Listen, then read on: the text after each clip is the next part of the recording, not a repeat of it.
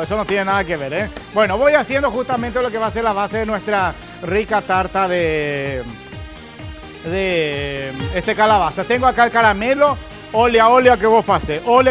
Aquí en el molde que tengo ya justamente forradito, coloco una porción justamente de lo que es nuestro caramelo. Ahí está, y encima de ese caramelo voy a ir cubriendo otra vez justamente con una parte de nuestra calabaza, así naturalete, así sin nada de nada, ¿eh?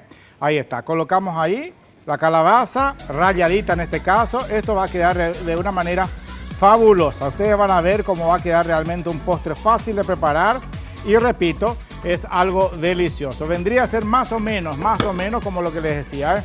La tartita tartán de la cocina francesa, ¿eh? Colocamos entonces otra ahí, solo que esta yo rayo por una cuestión de tiempo para que sea práctica, ¿verdad?